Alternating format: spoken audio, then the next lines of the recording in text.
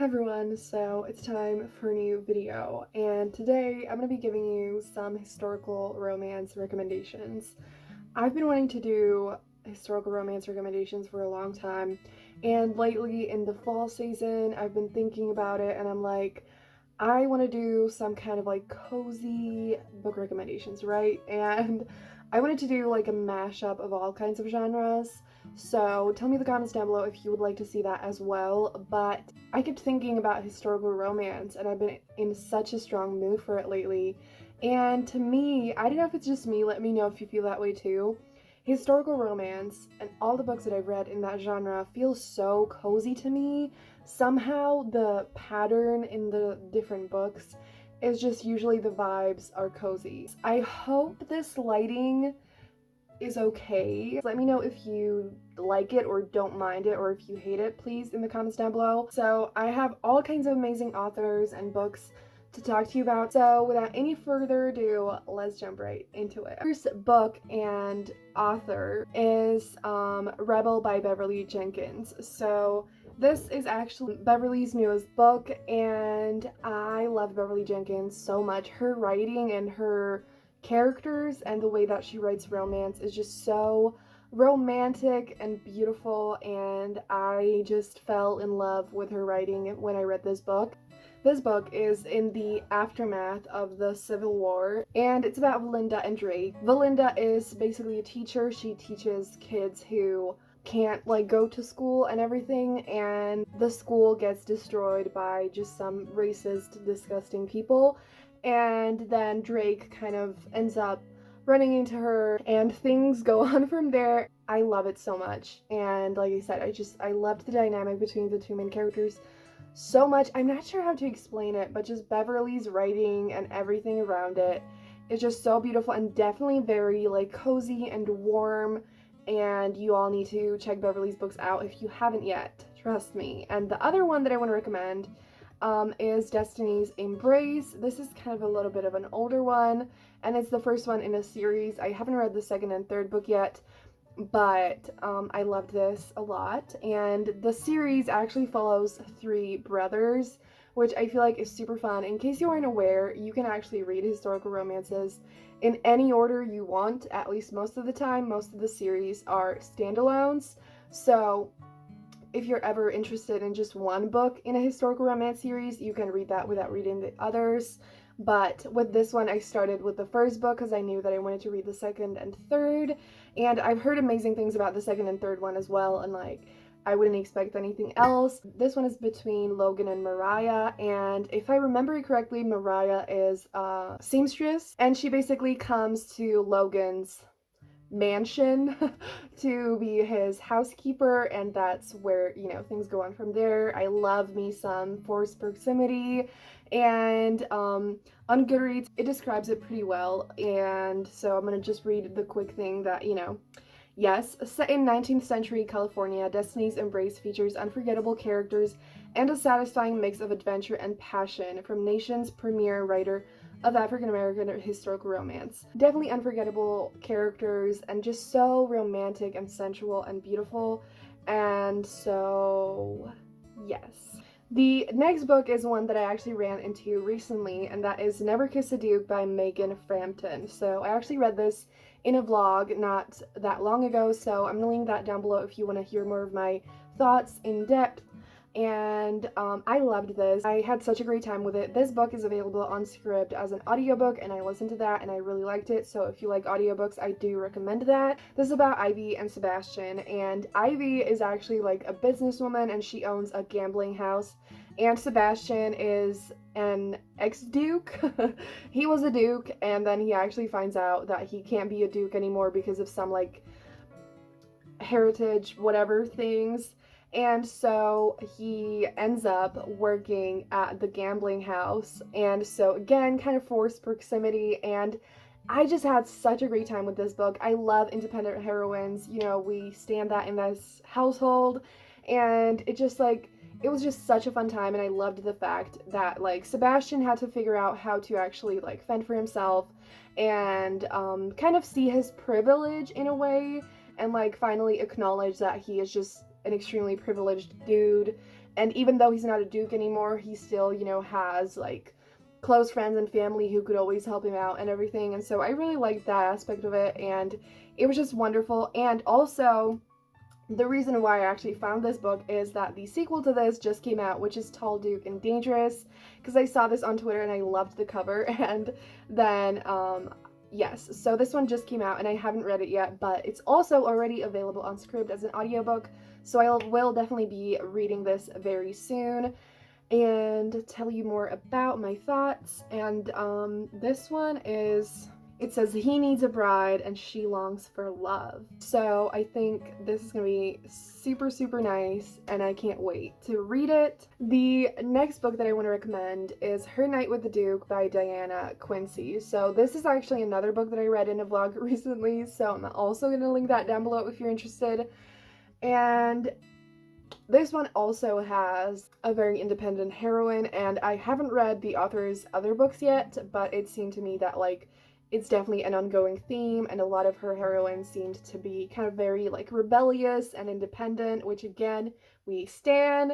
And this book is an extremely angsty, high stakes type of a romance, so if you're into that, you know, definitely check it out. And this one is about Leela and Elliot, and they basically run into each other at this inn, and they end up spending the night together, and they just have a great time and have a connection, they have chemistry, and then they find out that Elliot is actually engaged to Leela's stepdaughter.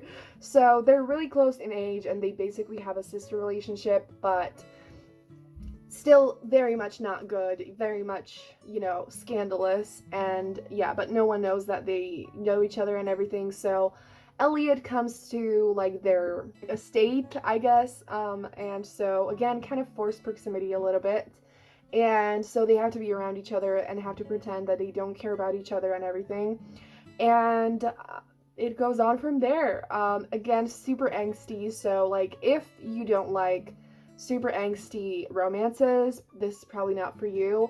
I do not like super angsty romances, and I did feel like it was worth it because I loved the two main characters so much, and like the story meant a lot to me in a lot of ways, and there were so many things that actually hit really close to home for me. I love this. Also, Leela is actually Persian, and that is Own Voices. I just loved her so much because like how rebellious she was and how she didn't care about what people thought of her and how she did her own thing, and she loves to travel, and she's an author of like traveling books. Then the next author that I just have to recommend, even though you probably know of her already, is Tessa Dare. So I actually do want to start with a book that I haven't really heard anyone on BookTube talk about, which is one of my absolute favorites by Tessa Dare, and that is His Bride for the Taking. I adore this book. This is a romance novella. When I read it, it was available as an ebook on Scribd, so definitely check it out if you have Scribd.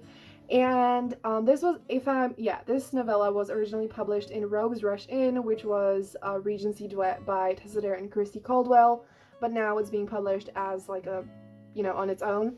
And this cover is so cute, and it's just so, I love it so much. So like I said, it's a novella, and it's about Sebastian and Mary. Sebastian is Mary's brother's best friend, and the brother actually passed away, and so the two of them have been best friends. Like, Mary and Sebastian have been friends for so long, and they, you know, like, Sebastian didn't want to do anything because of the whole, like, my friend's sister type of thing. And now, especially when he passed away, he still feels super guilty at the thought of like pursuing Mary. Mary's fiance actually like leaves her at the altar, and then things go on from there. And I just adored this. Like, I don't even know how to explain it. It was just so romantic. I have found out that I just love best friends to lovers, okay? They just had such a strong connection, and the chemistry between them was amazing, and it was really steamy and just like so romantic, swoon worthy, which is honestly the case with every single Tessa Dare book. And so I really, really recommend this. Plus, like, since it's a novella, you can read it so freaking quickly, so definitely check it out. The next one by Tessa Dare is Romancing the Duke, which is actually the first one that I read. It has a very special place in my heart, and it was actually like the first historical romance that I read in general. and I loved it so much. It has a grumpy Duke as the main character, and again, kind of like a sassy independent heroine, which is honestly kind of a thing that is almost like the case in almost every Tessa Dare book. And the plot is basically that. So Izzy comes to the Duke's mansion, castle, place, because basically someone tells her that like she owns the house or something, and so she comes there like, okay, I'm gonna have a place to live. She doesn't have any money, anything, like, yes. And the Duke is like, what the fuck are you doing here? Like, this is my place, get out. And he ends up letting her stay, but like he gives her the room that is like super dirty, and he basically wants to drive her away.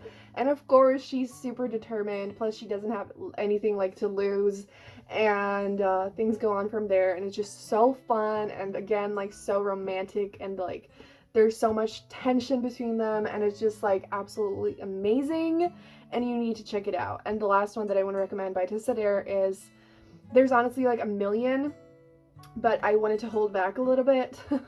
And I will at some point do like a guide to Tessa Dare's books, so stay tuned for that if you're interested in that. But the next one is Do You Want to Start a Scandal?